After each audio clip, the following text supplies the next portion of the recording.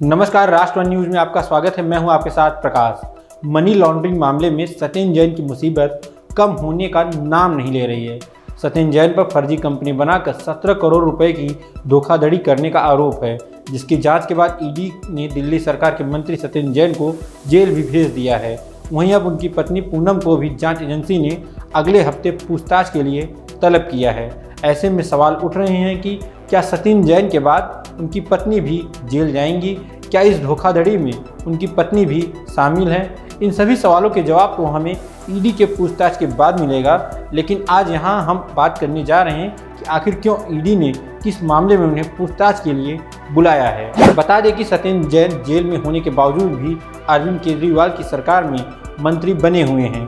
उन्हें मंत्री पद से हटाए जाने के लिए दिल्ली हाईकोर्ट में अर्जी भी दी गई थी, लेकिन कोर्ट ने यह कहते हुए अर्जी को खारिज कर दिया कि इसका आदेश देने में वो सक्षम नहीं है।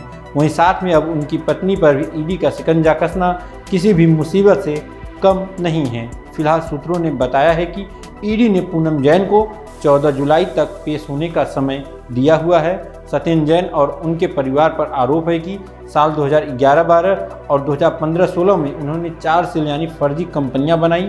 इन कंपनियों के जरिए 11 करोड़ और 4 करोड़ की हेराफेरी की। इनकम टैक्स विभाग पहले इस मामले की जांच कर चुका है और उसने जैन की बेनामी संपत्ति को कुर्क करने का आदेश भी दे दिया है।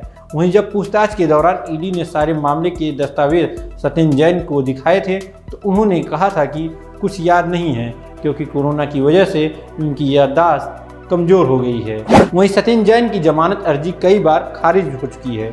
कोर्ट ने सुनवाई करते हुए कहा था कि उनके रिहा होने पर सबूतों से छेड़छाड़ की आशंका है। जैन को गिरफ्तार करने से पहले ईडी ने उनके और भी कई कारोबारियों के ठिकाने पर छापेमारी की थी। इन छापे में 2 करोड़ की रकम और 133 सोने के सिक्के मिलने का दावा किया गया था। वहीं इस साल अप्रैल में ईडी ने सत्येंद्र जैन के परिवार और उनकी कंपनियों के 4 करोड़ की संपत्ति भी जब्त की थी। हालांकि आम आदमी पार्टी की तरफ से लगातार कहा जाता है कि सत्येंद्र जैन पर आरोप झूठे हैं।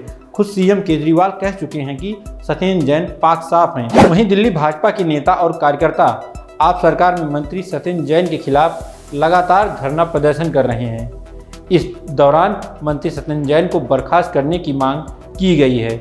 वहीं दिल्ली भाजपा प्रमुख आदेश गुप्ता ने कहा है कि मुख्यमंत्री अरविंद केजरीवाल उनके द्वारा किए हुए भ्रष्टाचार के बारे में सब जानते हैं। इसके बावजूद केजरीवाल मामले में चुप्पी बनाए हुए हैं। आदेश गुप्ता ने यह भी कहा है कि केजरीवाल यह जानबूझकर शोर मचा रहे हैं कि अब ईडी मनीष सिसोदिया को गिरफ्तार कर सकती है।